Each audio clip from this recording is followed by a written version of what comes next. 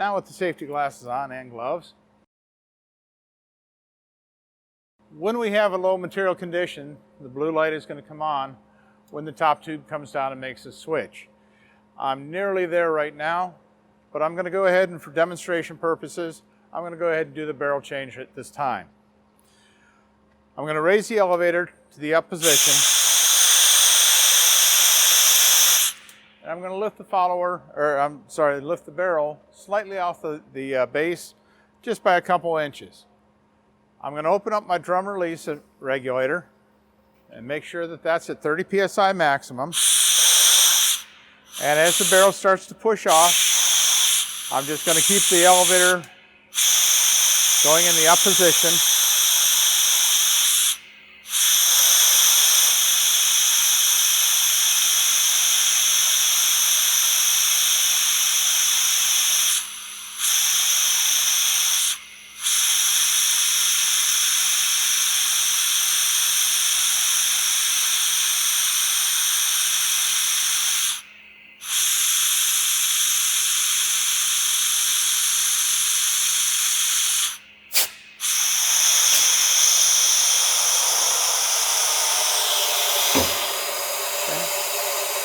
So you can hear the air blowing out of the drum release. Occasionally material will get plugged up in the check valve, preventing air from the drum release from passing through the valve. If this happens, the drum release will not blow the barrel off. A temporary fix to this would be to have a pigtail such as this made up so that you can thread in a 1/2-inch pipe thread in where the J handle goes,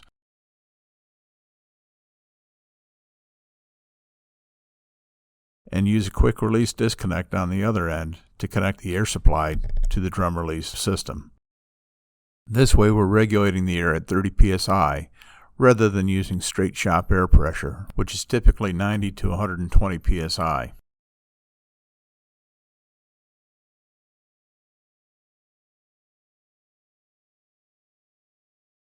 A better, more permanent solution would be to replace the check valve with the HMP 55 Drum Removal Valve Upgrade Kit, K500 HMP-0002.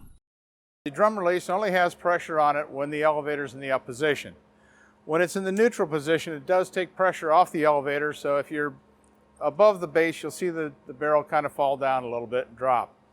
And I just continually jog this to the up position until the follower is completely out. Once the follower is out, I'm going to lower it down to where I can work on it, and I'm going to go around and I'm just going to take a putty knife. A plastic putty knife works well. If you're using a metal putty knife, be very careful not to scratch the Teflon coating that's on here.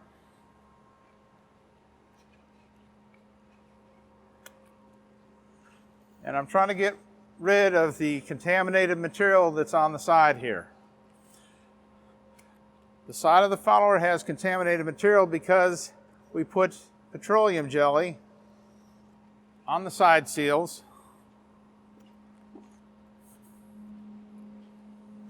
to help lubricate the follower seals.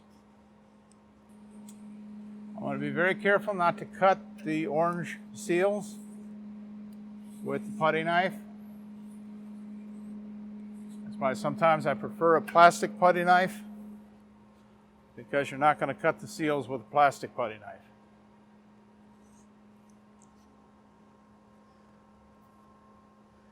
If you're doing a sealant barrel, you can use a cold ball of sealant and dab on it to remove some of the material that's on the follower.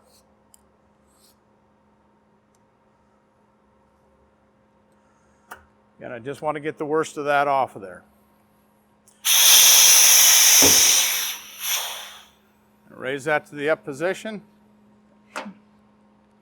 And I'm going to go ahead and remove the barrel.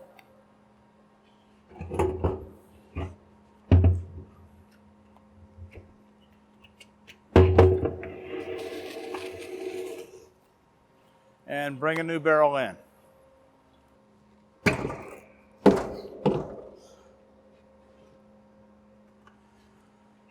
For convenience sake, I already took the barrel lid off so it's easier to get it out of there. But when I lifted the lid off, I lifted it straight off, so I didn't dump any dirt or debris that's on top of the drum down inside the barrel.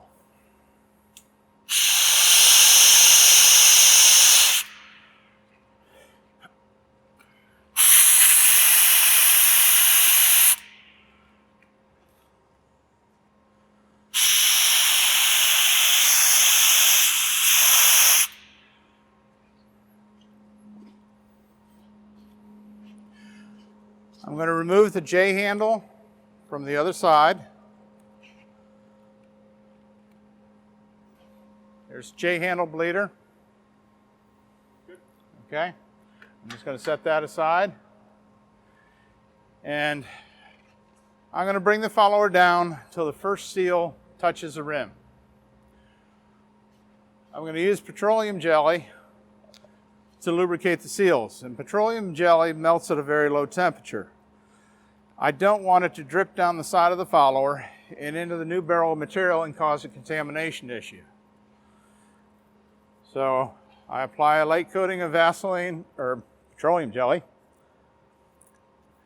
I apply a light coating of petroleum jelly to the seals to help lubricate the seals.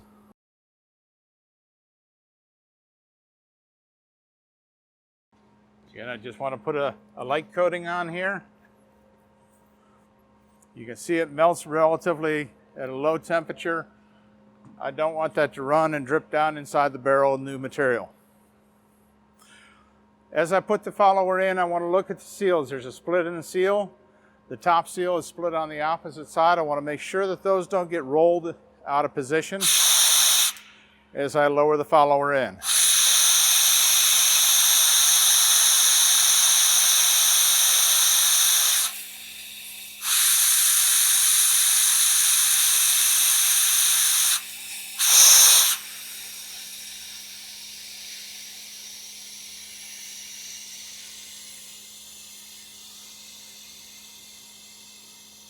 Okay.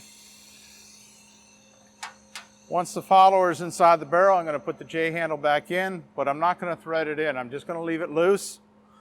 And as the material starts to warm up and pump out of the bleeder, it's going to move this out kind of like a turkey thermometer. I'll know that the material is getting hot.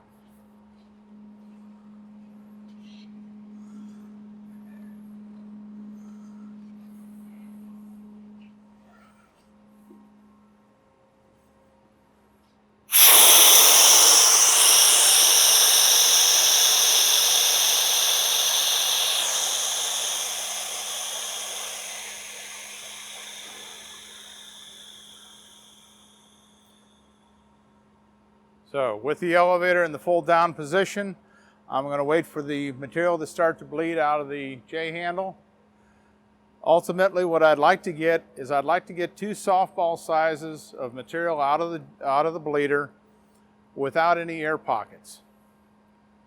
If I can do that, then I can ensure myself that I don't have air entrapped in between the follower and the material. Sometimes the material will be somewhat concave in the center when you get it in, so that traps air between the follower and the material. We need to get that out of there. Some materials, depending upon their viscosity, don't flow very well out of the bleeder. So what I may have to do is actually bleed it from one of the 2 bleeders that are on the pump. There's one on the pump side, there's one on the other side, which is what we call the check valve side. Whichever is more accessible, either one you can bleed from. In order to purge from these bleeders, I have to open the bleeder, and then I'll have somebody else help me and press the button on the operator screen for the appropriate pump, in this case the matrix pump. And I'll press that purge matrix material, and what it will do is purge material out of here for 30 seconds or until somebody presses a button again.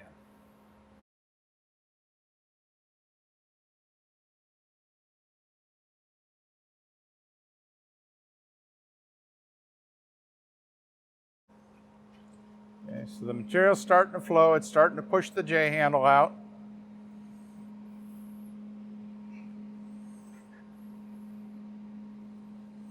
What I'll do is I'll go ahead and remove the handle.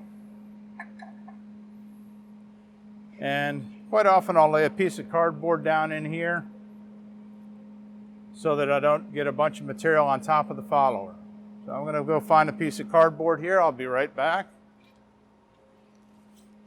So just a small piece of cardboard. I'm going to lay that down in here. Try to help keep the top of the follower relatively clean. Verify the elevator pressure. Typically should be set between 80 to 100 psi. Usually around 80 is sufficient.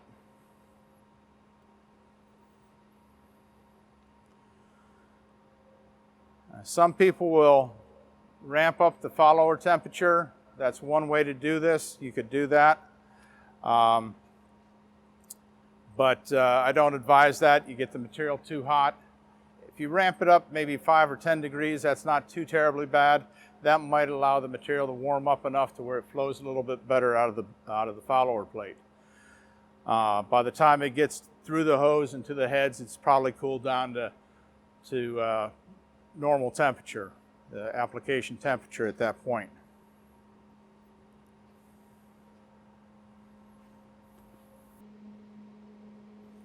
Material is starting to come out very slowly.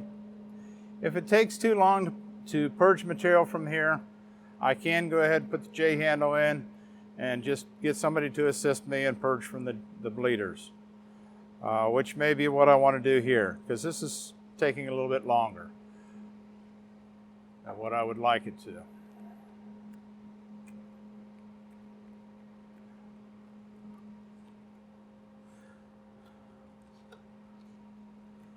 I will go ahead and work the J handle in and out a few times just to make sure that there's no air pockets. I'm not hearing any popping or snapping, which is a good sign. And I'm just going to go ahead and thread that back in.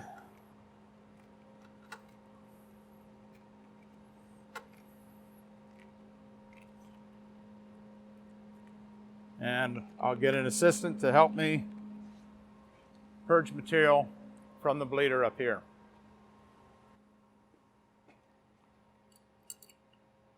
Okay, so I'm going to open the valve here.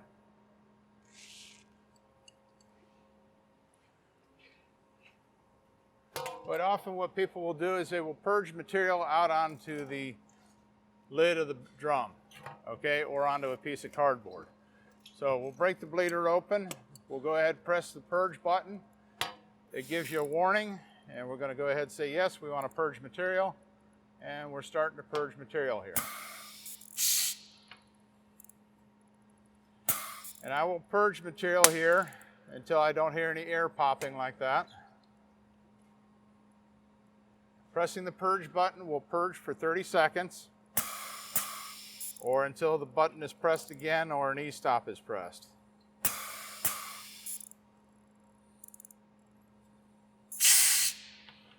Okay, there it just shut off after 30 seconds. Go ahead and press it again if you would.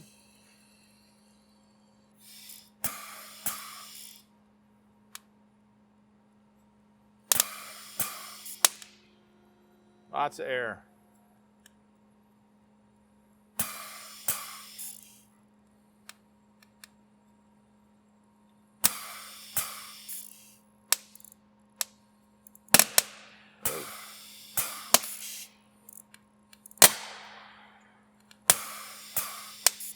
Definitely want to make sure you have your safety equipment on, the glasses and so forth, so that if it spits like this, you don't get that hot material in your eyes or on your skin. Go ahead and press the button again.